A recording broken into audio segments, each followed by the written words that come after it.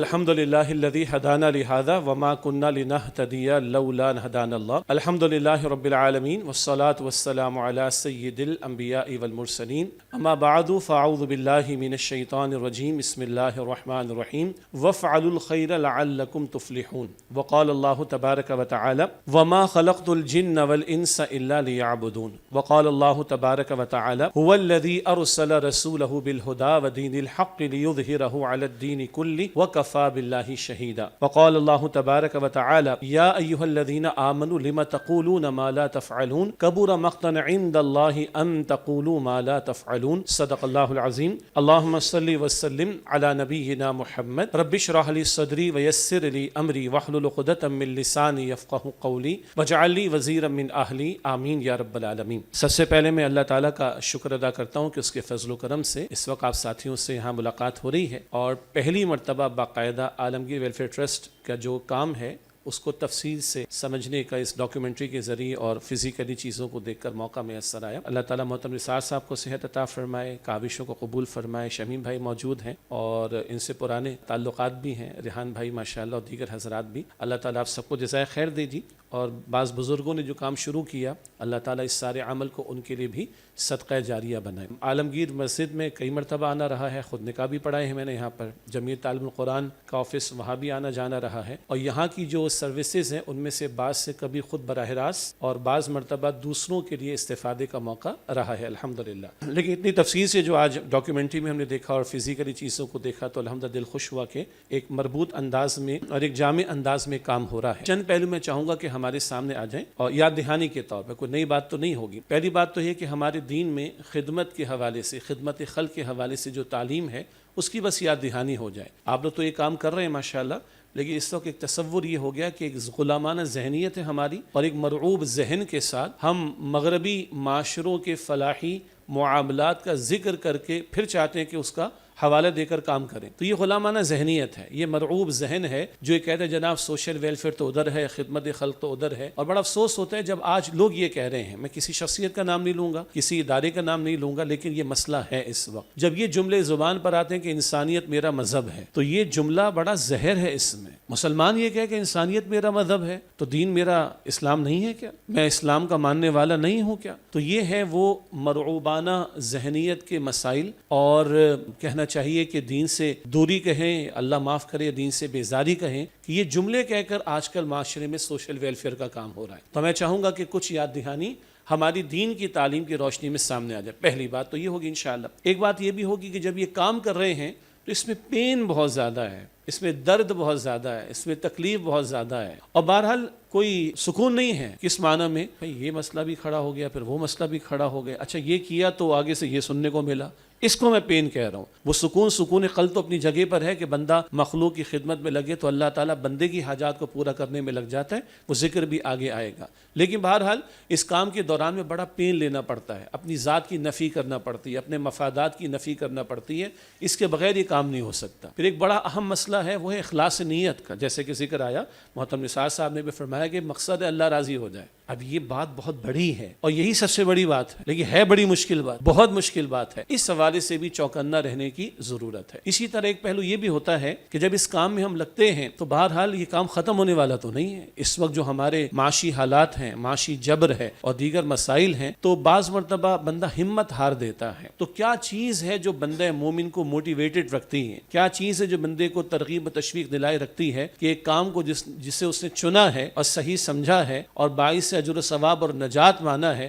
تو کیا شے ہے جو اس کو لگائے رکھے گی چاہے کوئی نتیجہ بظاہر اس کے سامنے نہ آئے؟ اور پھر ایک وہ پہلو خدمت خلق کا جو بہرحال ہم کوشش کر رہے ہیں، ڈاکٹر اسرار صاحب رحمۃ اللہ علیہ، آپ سب لوگ ہی جانتے ہیں کہ یہ خدمت خلق ہے لوگوں کی جسمانی اعتبار سے، ایک خدمت خلق ہے لوگوں کی روحانی اعتبار سے، ایک ہے مخلوق کے پیٹ کو بھرنا اور اس کو بھوک جو ستاتی انسان کو، پیٹ کی آگ اس کو بجھانا، ایک ہے مخلوق کو جہنم کی آگ سے بچانے کی فکر و کوشش کرنا۔ یقیناً یہ پہلو بھی ہمارے سامنے ہوگا، اس پر بھی کچھ ہم بات کر لیں گے انشاءاللہ۔ دیکھیے جہاں تک قرآن کریم اور احادیث مبارکہ کا تعلق ہے بہت سی باتیں بڑی واضح ہیں. ایک مقام میں نے آپ کے سامنے رکھا، سورہ حج کے آخری رکوع کے الفاظ ہیں جہاں عبادت کا ذکر آیا، نماز زکوٰۃ کا ذکر آتا ہے بعد میں، اور رکوع سجود کا ذکر آیا. یا اعبدوا ربکم، اپنے رب کی عبادت کرو، وفعلوا الخیر آگے ذکر آتا ہے، اور خیر کے کام کرو، لعلکم تفلحون. تو بعض حضرات نے مراد لی کہ عبادت میں ایک تو خاص تعبدی امور ہوتے ہیں. تعبدی امور خاص بندگی کے اعمال، نماز ہے، زکوٰۃ ہے، روزہ ہے، حج ہے، قربانی ہے، عمرہ ہے، طواف ہے. لیکن ایک ہیں وہ کام جن کا براہ راست مخلوق خدا کے ساتھ تعلق ہوتا ہے، ان کو خیر کے کاموں میں شامل کیا گیا. آگے فرمایا کہ وفعلوا الخیر لعلکم تفلحون، اور خیر کے کام کرو تاکہ تم فلاح پا سکو. اس فلاح کو بھی سمجھنے کی ضرورت ہے. مسجد برابر میں حی علی الفلاح کے الفاظ ہم بار بار سنتے ہیں. ہم میں سے ہر بندہ کامیاب ہونا چاہتا ہے، اور آج کل کارپوریٹ سیکٹر میں سکسیس اسٹوریز کے بڑے تصورات ہیں. لیکن سکسیس اور کامیابی کا ایک تصور ہے جو 2 فٹ اوپر تک ہے، اور سکسیس اور کامیابی کا ایک تصور ہے جو 2 فٹ کے بعد ہے. مراد کیا ہے جی؟ قبر سے باہر تصورات مختلف ہیں، قبر میں جانے کے بعد دنیا بالکل بدل جائے گی. تو قرآن کریم اس فلاح کو جو آخرت کی اصل فلاح قرار دیتا ہے، ہاں ایک بائی پروڈکٹ کے طور پر، ایک بونس کے طور پر دنیا میں بھی تصور دیتا ہے ہمارا دین. لیکن اصل جو ہمارا تصور ہے وہ آخرت کا تصور ہے، اس کی فلاح ہے جس کو قرآن کریم بار بار ہائی لائٹ کرتا ہے. آیت میں نے ایک اور تلاوت کی، سورہ ذاریات کی آیت نمبر 56 ہے، وما خلقت الجن والانس الا لیعبدون. مشہور آیت ہے. اللہ فرماتا ہے میں نے تمام جنات اور انسانوں کو اپنی عبادت کے لیے پیدا کی. اب یہاں بھی ایک بڑا بگڑا ہوا تصور معاشرے کا ہے کہ عبادت سے مراد بہت سے لوگوں کے نزدیک جمعے کی 2 رکعت ہے، زیادہ سے زیادہ 5 وقتہ نماز ہے، رمضان شریف کے روزے ختم. بھائی یہ عبادات ہیں، یہ پلرز آف اسلام، یہ ٹوٹل اسلام نہیں ہے، یہ ارکان اسلام ہے، یہ پورا اسلام نہیں ہے، اور یہ اہم ترین ہیں، کوئی شک نہیں. مگر پلرز کے بعد بلڈنگ بھی تو بنانی. تو یہ ارکان اسلام ہے، پورا اسلام تو اس سے آگے. یہ عبادات ہیں، موڈس آف ورشپ ہیں، ورشپ اور عبادت تو اس سے آگے ہیں. اور وہ عبادت کا تصور صرف چند عبادات تک محدود نہیں ہے. بڑے پیارے بزرگوں کی ہم نے اس وقت تصویریں دیکھی. مفتی تقی عثمانی صاحب اللہ ان کو صحت عطا فرمائے، تو انہوں نے ان باتوں کو ہائی لائٹ کیا ہے کہ بھائی کچھ اعمال ہیں جو ڈائریکٹلی عبادت کے اعمال قرار پاتے ہیں. ڈائریکٹلی بندہ نماز میں کھڑا ہے، بندہ روزہ رکھے ہوئے ہے، بندہ قربانی کا عمل کر رہا ہے، بندہ طواف کر رہا ہے، یہ ڈائریکٹلی اعمال عبادت. مگر بہت سارے اعمال وہ ہیں جو انڈائریکٹلی اعمال عبادت بنتے ہیں. اللہ کے گھر کو دیکھیں تو ثواب ملتا ہے، اور ماں باپ کو دیکھیں تو سبحان اللہ حج کا ثواب ملتا ہے. حضور سے پوچھا گیا علیہ السلام، یا رسول اللہ اگر میں 100 مرتبہ دیکھو اللہ کے خزانوں میں کوئی کمی نہیں. اب ماں باپ کو دیکھ رہا ہوں، وہ تو بندے ہیں نا، مگر دیکھ رہا ہوں شفقت کی نگاہ سے. کیوں؟ میرے رب کا حکم ہے وَبِالْوَالِدَيْنِ احسانا، پیغمبر کی تعلیم ہے کہ ماں باپ کے ساتھ بھلا سلوک کرو. اب اللہ اور پیغمبر کی تعلیم کے مطابق ماں باپ کے ساتھ حسن سلوک کر رہا ہوں، ہے یہ بندوں کے ساتھ معاملہ، لیکن یہ عبادت بن جاتا. اسی کو آپ پھیلاتے چلے جائیے. حرام کمائے گا تو گناہ ملے گا، حلال کمائے گا تو ثواب ملے گا، زنا کرے گا تو گناہ ملے گا، نکاح کرے گا تو ثواب ملے گا. بڑی پیاری حدیث ہے، بڑی دلچسپ حدیث ہے، بڑی طویل حدیث کا آخری حصہ. شوہر اور بیوی نکاح ہو گیا، یہ زوجین تعلق قائم کرتے ہیں، صدقہ ہے. یہ بھی ذہن میں رکھیں، صدقے کا لفظ بڑا وسیع ہمارے دین میں، ثواب ملتا ہے. تو حضور سے عرض کی کہ یا رسول اللہ یہ اپنی فطری خواہش کو بندہ قبول کرے سے ثواب ملے گا. فرمایا دیکھو حرام میں منہ ڈالتا تو گناہ ملتا؟ جی بالکل ملتا. جو حرام میں منہ ڈالے گا گناہ ملے گا، تو حلال سے پورا کرے گا تو ثواب ملے گا. تو عبادت پوری زندگی پر پھیلی ہوئی ہے بھائی، اور اس میں یہ خدمت خلق بھی آئے گی. اچھا ایک اور نقطہ، مفتی منیب الرحمان صاحب کو بھی ہم نے دیکھا، اللہ ان کو صحت عطا فرمائے. گزشتہ دنوں ڈینگی کا معاملہ ان کے ساتھ رہا، بڑی اچھی ایک اور انہوں نے بات سمجھائی. ہم کہتے ہیں حقوق اللہ اور حقوق العباد. اچھا اس پہ ہمارے ابھی ایک سیکولر طبقہ حقوق العباد کو بڑا ہائی لائٹ کرتا ہے، حقوق اللہ کو بائی پاس کرتا ہے. غلط بات. اور انٹرسٹنگ بات کیا ہے، حقوق العباد سمجھانے کے لیے ہیں. الٹیمیٹلی حقوق العباد بھی اللہ کا حق ہیں. کیا مطلب؟ ماں باپ کے ساتھ گڑبڑ کروں گا کیا کر لیں گے بیچارے؟ کچھ نہیں کریں گے. ہم جاتے رہے دی ہوم میں ادھر ادھر پروگرامز کے لیے، ماؤں سے پوچھا 12 سال سے ماں وہاں پر موجود ہے، اماں جی بچوں کے لیے کوئی پیغام؟ 4 جوان بیٹے کراچی میں ہیں، ماں کدھر ہے؟ اولڈ ہاؤس کے اندر یا شیلٹر ہوم کے اندر. کہا بیٹا اللہ خوش رکھے ان کو. سبحان اللہ، ماں یہ کہہ رہی ہے. بہرحال تو مفتی منیب الرحمان صاحب یوں سمجھاتے ہیں کہ ہے تو ماں باپ کا حق، جواب ہم نے کل کس کو دینا ہے؟ اللہ کو دینا ہے پڑوسی کا حق، جواب کس کو دینا ہے؟ اللہ کو. ہے رشتہ دار کا حق، جواب کس کو دینا ہے؟ اللہ کو. تو اس سمجھانے کے لیے کہ یہ فلاں کا حق ہے، یہ فلاں کا حق ہے، یہ بندوں کا حق ہے، بندوں کا حق ہے، یہ حقوق العباد ہیں. اصل میں تو یہ حقوق اللہ ہیں، اس سے کہ ان بندوں کے حقوق کو ادا کرنے کا حکم دیا کس نے؟ اللہ نے دیا ہے. تو کل الٹیمیٹلی جواب اللہ کو دینا ہے. اس لیے بالآخر یہ حقوق العباد بھی بن کیا جائیں گے؟ حقوق اللہ بن جائیں۔ ایک اور نقطہ بھی کلیئر کر لیں، مجھے عالمگیر ویلفیئر ٹرسٹ پہ پتہ ہے کہ یہاں ایشو نہیں مگر مارکیٹ میں ایشو ہے، وہ جی اللہ تو اپنا معاف کر دے گا، بندوں کے ساتھ سیدھا رہنا چاہیے۔ بھائی اس جملے کے پیچھے ہم خود حدیث سے بیان کرتے ہیں جن میں حقوق العباد کی اہمیت ہے، بالکل صحیح بات ہے کہ اللہ کے رسول فرماتے ہیں اعمال کی 3 اقسام ہوں گی، ایک کو اللہ بالکل نہیں بخشے گا، وہ کون سا؟ شرک، نہیں معاف کرے گا اللہ۔ ایک وہ جو اللہ چاہے گا تو بخش دے گا، اللہ سے متعلق امور۔ ایک ہے اللہ معاف نہیں کرے گا جب تک کہ بندے معاف نہ کر دیں، جب بندے معاف کریں گے تو اللہ معاف کرے گا۔ بالکل یہ حدیث ہم پیش کرتے ہیں، لیکن اس کا یہ قطعاً مطلب تھوڑی ہے کہ حقوق اللہ کو پامال کر دو۔ اب اس کا جواب لے لیں، سورہ مدثر ہے 29 پارے میں، وہاں پر اہل جہنم اور اہل جنت کا ایک مکالمہ، ایک ڈائلاگ نقل ہوا، آیت 42، 43، 44۔ تو جنت والوں سے، جنت والے جہنم والوں سے پوچھیں گے ما سلککم فی سقر، بھئی تم جہنم میں کیوں پہنچ گئے؟ پہلا جواب سنیے، لم نکو من المصلین، وہ کہیں گے ہم نماز ادا کرنے والے نہیں تھے۔ یہ کس کا حق ہے؟ اللہ کا۔ آگے دوسرا ہے ولم نکو نطعم المسکین، مسکینوں کو کھانا نہیں کھلاتے تھے، یہ کس کا حق ہے؟ بندوں کا۔ تیسرا بھی ہے وَكُنَّا نَخُوضُ مَعَ الْخَائِضِينَ، ہم کھیل تماشے کرنے والوں کے ساتھ لگے رہے، زندگی ہم نے برباد کر دی۔ کس کا حق ہے؟ اپنا حق بھی برباد کیا۔ پہلا حق کس کا آیا؟ اللہ کا۔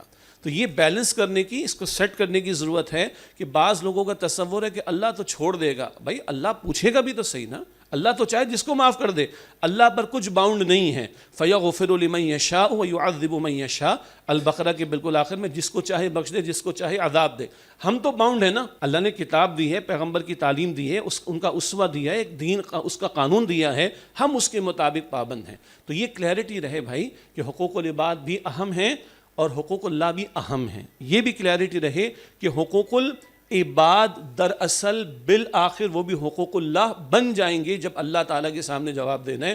اور آخری بات اس ضمن میں یہ ہے کہ ہم نے اپنے جیسے بندوں کو جواب نہیں دینا جن کی فکر کریں۔ بڑی پیاری بات لائٹر موڈ میں نثار صاحب نے رکھی، بھائی شجاع بھائی نے کب کہا کہ مجھ سے ڈرو؟ اللہ نے کہا ہے کہ مجھ سے ڈرو، لائٹر سائڈ پہ بات تھی۔ بہرحال تو اللہ کا خوف، تو بھائی اللہ کو جواب دینا ہے، بندوں کو جواب نہیں دینا ہے، اس کو ہمیں کلیئر رکھنا چاہیے۔ اب آئیے چند اشارے کہ ہمارا دین خدمت خلق کیسے کیسے سکھاتا ہے۔ اگر حقوق العباد ہی کی بات کریں تو میں صرف آیات کے حوالے آپ کے سامنے رکھوں۔ البقرہ کی آیت 83 ہے، اللہ کے حق کے بعد ماں باپ کا ذکر ہے، یتیموں کا ذکر ہے، رشتہ داروں کا ذکر ہے۔ النساء سورۃ النساء کی آیت نمبر 36 ہے، اللہ کے حق کے بعد ماں باپ کا ذکر ہے، رشتہ داروں کا ذکر ہے، یتیموں کا ذکر ہے، اور 3 قسم کے پڑوسیوں کا ذکر ہے، جار ذی القربہ و جار الجنوب و صاحب بالجنب، رشتہ دار پڑوسی کے ساتھ بھلا سلوک، اجنبی پڑوسی کے ساتھ بھلا سلوک، اور پہلو کا ساتھی۔ یہ ساتھ بیٹھے ہوئے پہلو کے ساتھی، یہ مسجد میں ہو، آڈیٹوریم میں ہو، ادارے میں ہو، گھر میں ہو، ٹرین میں ہو، بس میں ہو، یہ تھوڑی دیر کا ساتھ بھی قرآن کہتے ہیں حق ادا کرو، یہ تمہارا پڑوسی بن گیا۔ آپ گنتے چلے جائیے۔ اسی طرح جو بہت تفصیلی مقام ہے جہاں تورات کے 10 بڑے بڑے احکامات کا قرآنک ورژن ہمارے سامنے آتا ہے۔ 10 کمانڈمنٹس آف تورات بڑے مشہور ہیں، احکامات عشرہ تورات کے جو معاشرت سے متعلق ہیں، ان کا قرآنک ورژن ہمیں سب سے زیادہ تفصیل سے ملتا ہے سورہ بنی اسرائیل کے 3 اور 4 رکوع میں، جہاں وہ بھی ذکر آتا ہے فَلَا تَقُلْ لَهُمَا اف، ماں باپ کو اف بھی نہ کہنا، ماں باپ، پھر رشتہ دار، پھر دیگر معاشرے کے کمزور طبقات۔ یہ ہے جو قرآن کریم میں ذکر ہمیں ملتا ہے۔ چند احادیث کا اشارہ، بہت ہی پیارا مقام، صحیح مسلم کی روایت، کل قیامت کا دن ہوگا اور اللہ تعالیٰ بندے سے پوچھے گا، اور بڑا خوبصورت انداز، اے میرے بندے، میں بھوکا تھا تو نے مجھے کھلایا نہیں، میں پیاسا تھا تو نے مجھے پلایا نہیں، میں بیمار تھا تو نے میری عیادت نہیں کی، اور مجھے لباس چاہیے تھا تو نے مجھے لباس نہ دیا۔ بندہ عرض کرے گا اللہ تو رب العالمین ہے، تجھے بیماری سے کیا واسطہ، تجھے بھوک اور پیاس سے کیا واسطہ، تجھے لباس کی کیا حاجت؟ اللہ فرمائے گا کہ نہ، میرا فلاں بندہ بھوکا تھا، میرا فلاں بندہ پیاسا تھا، میرا فلاں بندہ بیمار تھا، میرا فلاں بندہ اس کو لباس کی ضرورت تھی، اگر تو نے اسے کھلایا ہوتا، اگر تو نے اسے پلایا ہوتا، اگر تو نے اسے لباس دیا ہوتا، اگر تو نے اس کی عیادت کی ہوتی تو مجھے پا لیتا، مجھے پا لیتا۔ اب بتائیے مطلب ہمیں کہیں اور سے سیکھنے کی ضرورت ہے؟ اللہ کے رسول فرماتے علیہ السلام، بڑی ہی خوبصورت حدیث ہے، کم بیان ہوتی ہے، ذکر آیا کہ میرے کسی امتی کی حاجت کو پورا کرنے میں لگنا میری مسجد میں 2 مہینے کے اعتکاف سے زیادہ افضل۔ مسجد نبوی کی بات ہو رہی، دیکھیے اس کی اہمیت معاذ اللہ کم نہیں ہوگی، یہ مطلب نہیں ہوتا۔ جب ان اعمال کی ترغیب و تشویق دلائی جانی مقصود ہو تو پھر یہ احادیث بیان کی جائیں گی۔ اللہ تعالیٰ وہاں کی زیارت بھی ہم سب کو عطا فرمائے۔ تو 2 مہینے سے زیادہ افضل میرے کسی امتی کی حاجت کو پورا کرنے میں لگنا ہے۔ اسی طرح بخاری شریف کی ایک تفصیلی حدیث ہے، مسلم شریف میں بھی ہے، اس کا آخری جملہ بڑا پیارا ہے، جب تک بندہ اپنے بھائی کی حاجت کو پورا کرنے میں لگا رہتا ہے تب تک اللہ تعالیٰ ایسے بندے کی حاجت کو پورا کرنے میں لگا رہتا ہے۔ جب تک بندہ اپنے بھائی کی حاجت کو پورا کرنے میں لگا رہتا ہے تب تک اللہ سبحانہ وتعالیٰ ایسے بندے کی حاجت کو پورا کرنے میں لگا رہتا ہے۔ ہم چاہتے ہیں کہ اللہ ہماری حاجات کو پورا کر دے، اللہ ہمارے معاملات کو سدھار دے، تو جتنا ہمارے بس میں ہے اتنا ہی کر سکتے ہیں۔ جیسے نثار صاحب نے فرمایا، بھائی ہم تو مکلف اتنا ہے نا، ذمہ دار، اکاؤنٹیبل، جتنا ہماری کیپیسٹی ہے۔ لا یکلف اللہ نفسا الا وسعها، اللہ ہر انسان کو اتنا ہی اکاؤنٹیبل یا ذمہ دار ٹھہرا دے جتنا اس کی وسعت اور کیپیسٹی ہے۔ بہرحال تو ذکر کرنے کا مقصد یہ کہ جو ہمارے بس میں وہ کر ڈالیں، تو ہم کسی کی حاجت کو پورا کرنے کی کوشش کرتے ہیں تو اللہ سبحانہ وتعالی ہماری حاجات کو پورا کرنے میں لگ جائے گا۔ یہ بخاری شریف کی طویل حدیث کا آخری حصہ ہے جو ہمارے سامنے آتا ہے۔ حضور فرماتے صلی اللہ علیہ وسلم، خیر الناس من ينفع الناس، لوگوں سے بہترین کون ہے؟ جو لوگوں کو سب سے زیادہ نفع پہنچانے والا ہو۔ ایسی کئی اور احادیث بھی پیش کی جا سکتی ہیں کہ جن کا حاصل اللہ کی مخلوق کے ساتھ جو ہے وہ حسن سلوک ہے۔ مشہور حدیث ایک اور یاد آئی، الخلق عیال اللہ، یہ ساری مخلوق اللہ کا کنبہ ہے۔ کنبہ کسے کہتے ہیں؟ فیملی کو۔ سبحان اللہ۔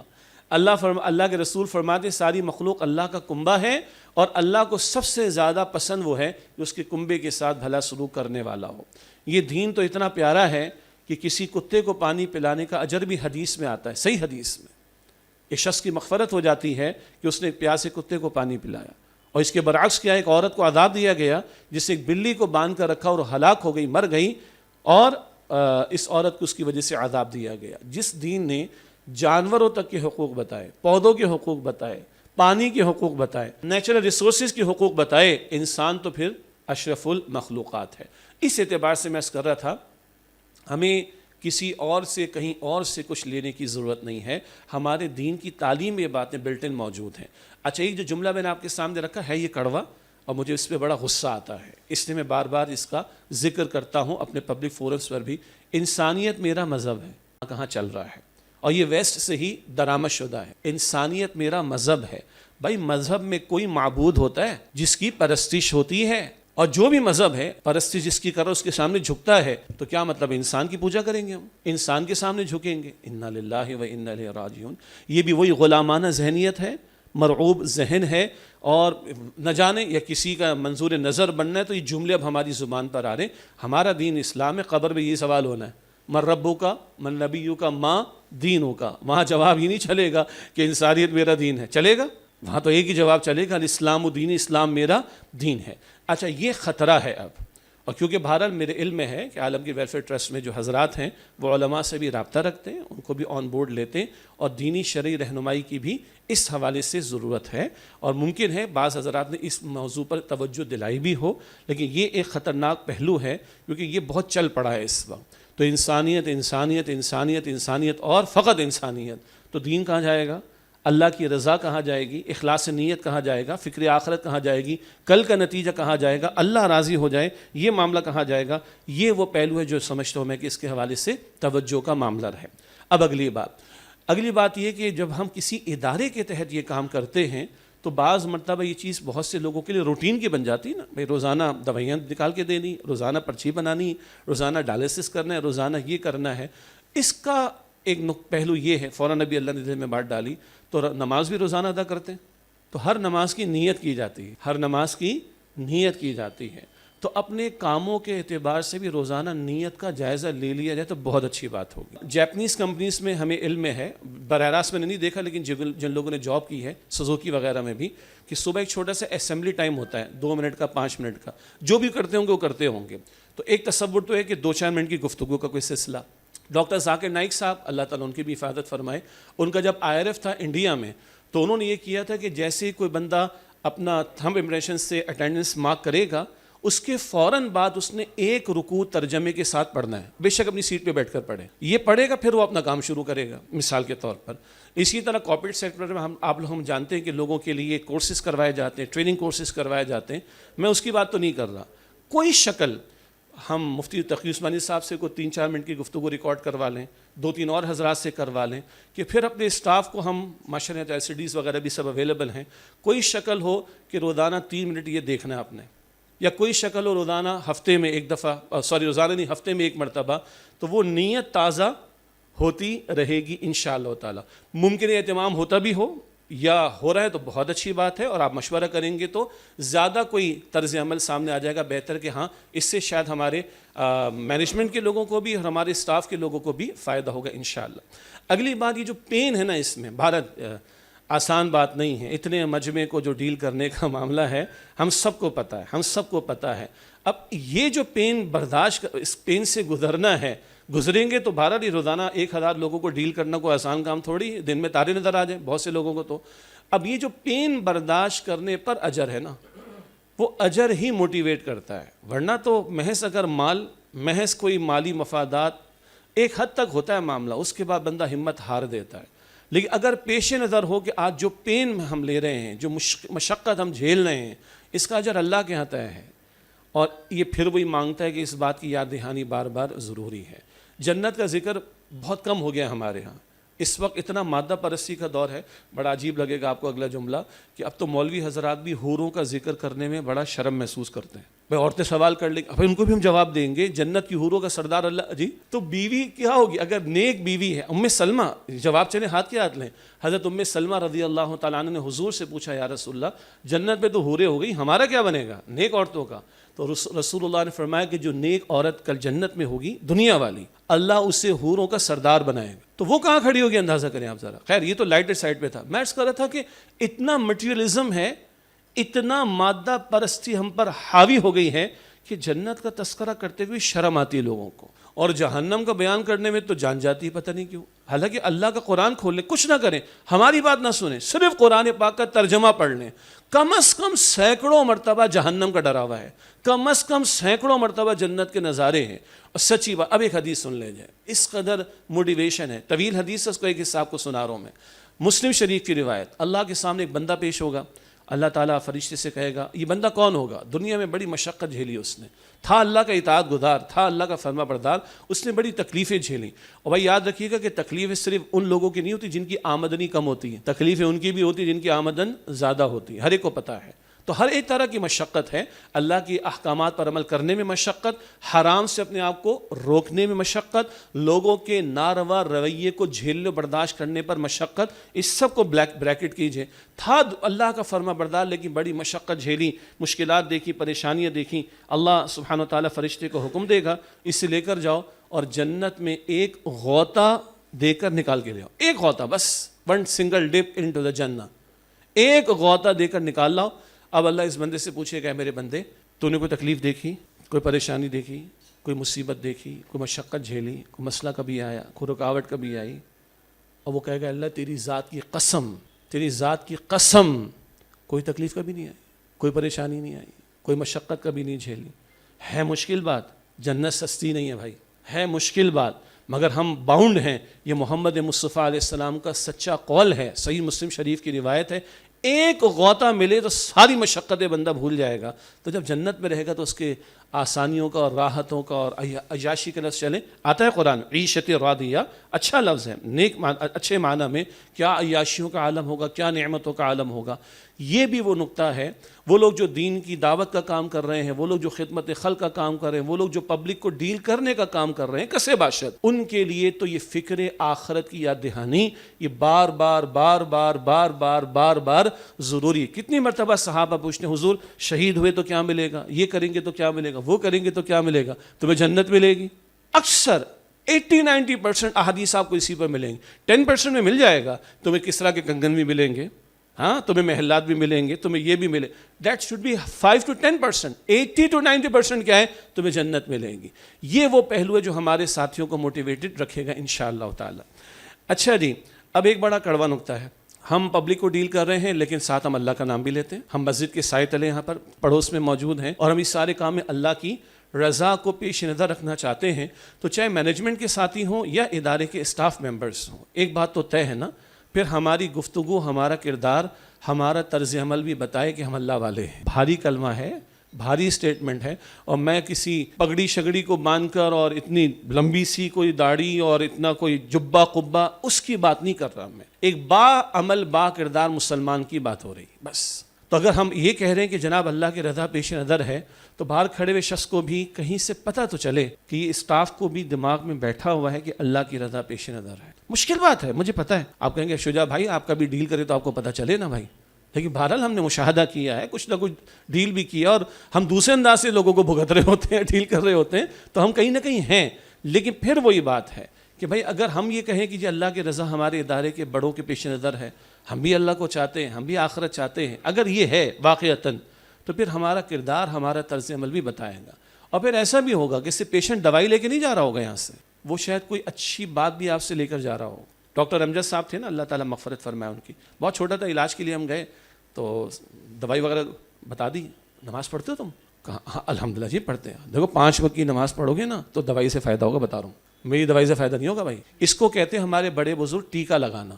یہ ٹیکہ تھا ہدایت کی بات کا، 5 منٹ 10 منٹ ڈاکٹر نے ڈیل کیا اور 10 سیکنڈ 20 سیکنڈ ٹیکہ لگایا، اس نے ختم ہو گئی بات۔ تو کچھ نہ کچھ اس طرح کی چیز یہ چلتی رہنی چاہیے، ورنہ پھر وہ بات کہ جو ریحان بھائی نے چاہا، میں نے بڑے ہلکے سے رکھی ہے بات، کہ دعویٰ ہمارا کچھ ہو اور کردار ہمارا کچھ ہو، تو پھر بڑی سخت بات قرآن حکیم میں ہے، لما تقولون ما لا تفعلون کبر مقتا عند اللہ ان تقولوا ما لا تفعلون، کیوں وہ کہتے ہو جو تم کرتے نہیں ہو؟ اور یہ بات اللہ کو انتہائی ناراض و بیزار کر دینے والی ہے کہ تم وہ کہو جو تم کرتے نہیں ہو۔ وقت مکمل ہو رہا ہے تو میں 2-3 باتیں مختصر رکھ دیتا ہوں۔ میں نے کہا تھا کہ یہ خدمت خلق ہے جو جسم کی ہے، جو کہ ضروری اور فوری ہے، ایک خدمت خلق ہے جو روح کی ہے۔ اللہ کے نبی علیہ السلام 40 سال تک بڑی محنت آپ نے کی ہے، غریبوں کو مال بھی دینے کو، کمائی بھی ہو رہی تھی نا، آپ بیوی خدیجہ رضی اللہ تعالیٰ عنہ کی مالی تجارت سے کمائی کرتے تھے، اور نفع کہاں جاتا تھا؟ چیک کریں اس کو، غربا پر جاتا تھا۔ اور 40 سال کے بعد جو قرآن کی دعوت لے کر آپ اٹھے اور اللہ کے دین کی دعوت لے کر اٹھے، پھر وہ دین قائم کرنے کی جد و جہد میں خون اطہر بھی بہتا ہے، طائف کی گلیوں میں، احد کے میدان میں، صحابہ کی جانیں بھی اللہ کی راہ میں جاتی ہیں، ہاں پیٹ پر پتھر بھی بنتے ہیں۔ پھر نتیجہ کیا نکلتا ہے؟ پھر نتیجہ یہ نکلتا ہے کہ سیدنا عمر کے دور کے آتے آتے اسلام کی وہ شان و شوکت ہے کہ یہودی بھیک مانگتا ہے مارکیٹ میں، اور سیدنا عمر کہتے کیوں مانگ رہے ہو بھائی؟ کہا میں جب تک جوان تھا کما رہا تھا، دے رہا تھا آپ کو جزیہ، اب میں تو بوڑھا ہو گیا۔ کیا فرمایا سیدنا عمر نے؟ بھائی تو گھر جا، تو گھر جا، now it's our turn to repay, اب ہم تجھے دیں گے۔ تو جب وہ نظام قائم ہوتا ہے تو پھر نہ عالمگیر ویلفیئر ٹرسٹ بنانے کی ضرورت ہوگی، نہ سیلانی ویلفیئر بنانے کی ضرورت ہوگی، نہ JDC بنانے کی ضرورت ہوگی۔ یہ ذمہ داری کس کی ہے؟ ریاست کی ہے۔ آج آپ کو مجھے مسجدیں بھی بنانی پڑ رہی، کیوں؟ ہے ہی نہیں نظام، مدرسے بنانے پڑ رہے ہیں، دارالعلوم بنانے پڑ رہے ہیں، عالمگیر ویلفیئر ٹرسٹ بنانا پڑ رہا ہے، فار واٹ؟ نظام موجود نہیں۔ اور سچی لیکن مشکل بات یہ ہے، ہم 100 ادارے اور بھی بنا لیں، یہ 25 کروڑ عوام کو ہم کیٹر کر سکتے ہیں؟ سوال ہی پیدا نہیں ہوتا۔ تو یہ تو اپنے حصے کی ہم ذمہ داری ادا کرنے کی بات کر رہے ہیں، بھائی اللہ نے دیا تو لگاؤ اللہ کی راہ میں، لیکن وہ نظام اگر قائم ہوگا، جب بھی ہوگا انشاءاللہ تعالی، اس کی ذمہ داری، نماز وہ نظام قائم کریں گے، مسجدیں انہوں نے تعمیر کر دی، بھوکوں کو کھانا انہوں نے دینا ہے، غریبوں کی کفالت انہوں نے کرنی، حتیٰ کہ غیر مسلموں کی کفالت بھی پھر انہوں نے کرنی ہے۔ وہ نقطہ بھی ہمارے سامنے بہرحال رہنا چاہیے، اللہ ہمیں اس کی توفیق دے۔ شادی اور جہیز کا مسئلہ، آپ کو ہمارا موقف تو پتہ ہے، کل بھی 2-3 جگہ نکاح پڑھانے تھے تو ساری گفتگو رکھی۔ اگر ایک کام ہو جائے جو کہ یقیناً سوچا گیا ہوگا کہ ہم اپنے فورم سے کچھ ایسے پروگرامز اور پھر ان کو پہنچانے کی بات کہ سنت میں تو 1 روپے کا خرچہ لڑکی کے ماں باپ پر ہے ہی نہیں، اگر ہماری محنت کا رخ اس طرف ہو جائے، اور میں ذاتی طور پر اس بات کا قائل ہوں، کوئی نوجوان بچہ ہے، لڑکا ہے، شادی کرنا چاہتا ہے، اس کو فیسیلیٹیٹ کیا جائے، کیونکہ شوہر کے اوپر ذمہ داری ہے، مرد پر ذمہ داری جو دین نے لگائی ہے۔ تو اگر ہم اس کی طرف لوگوں کو ڈائیورٹ کرنے کی کچھ کوشش کر سکتے ہوں انشاءاللہ تعالی، کہ ذہن سازی ہو کہ بھائی سنت کی طرف آؤ، مسجدوں میں نکاح کرو، کچھ 10-15 منٹ علماء سے گفتگو بھی کرواؤ، اور معلوم کرو کہ سنت کی تعلیم میں لڑکی والوں پر 1 روپے کا خرچہ بھی نہیں۔ ساری ذمہ داری کس پر آتی ہے جی؟ شوہر پر آتی ہے۔ اگر اس کو پروموٹ کیا جائے، اس کو ہم مارکیٹ میں لا سکیں انشاءاللہ تعالی، تو لوگ سنتے ہیں، ماشاءاللہ بات سنتے ہیں، ہمت کم لوگ کرتے ہیں لیکن لوگ سنتے ہیں انشاءاللہ تعالی۔ تو میرا خیال ہے اگر اس طرف ڈائیورژن ہوگی تو شادی و جہیز کے لیے پیسے لوگ دے دیتے ہیں، تو وہ جو انفاق آئے، میں سمجھتا ہوں کہ وہ اور زیادہ نیڈی لوگوں پر یا اور زیادہ ضروریات پر استعمال ہو سکے گا۔ یہ میں نے میمن کمیونٹی میں بھی کہا، ان کے 2-4 بڑے لوگوں نے ہمت کی ہے، میں نے کہا بڑے بڑے کچھ پروگرامز کریں، کمیونٹی کے لوگوں کو بلائیں، اور چند بڑے یہ طے کر لیں کہ ہماری بیٹیوں کی شادی ہم سادگی کے ساتھ کریں گے، باقی آپ نے پورا سال پڑھا جس کو کھلائیں۔ لیکن اس موقع پر جس کی جیب بھری ہو وہ سادگی کرے گا تو 70% کے لیے تو آسانی ہو جائے گی نا. یار اس نے مال ہونے کے باوجود سادگی سے کی تو میرا ناک کٹنے کا مسئلہ کچھ نہیں ہوگا. یہ بھی ایک دل کی بات تھی جو میں نے چاہا کہ آپ کے سامنے میں رکھ دوں. اللہ تعالیٰ آپ سب کو جزائے خیر عطا فرمائے جی, اور ہم سب کو مزید ہمت دے, توفیق عطا فرمائے, اور ان کاموں میں اللہ تعالیٰ برکت عطا فرمائے, اور کسی طرح مزید آگے اللہ تعالیٰ توفیق دے کہ ان کاموں کے ساتھ وہ جو اللہ سے جوڑنے والا پہلو ہے, جبر کر کے نہیں, محبت سے اور پیار سے, وہ ٹیکا لگا کے جو بھی شکل اس کی بنتی ہو. بعض لوگوں نے اس میں ایکسٹرا آرڈی کر دیا, کھانا نہیں کھلائیں گے تو 15 منٹ کا گفتگو نہیں سنو گے, بھاگ جائے گا بھائی وہ, میں اس کا قائل نہیں ہوں. ٹیکا لگانے کی بات کریں اور پیٹ بھر گیا اس کے بعد چلیں بات کریں تو شاید وہ سن لے گا انشاءاللہ تعالیٰ.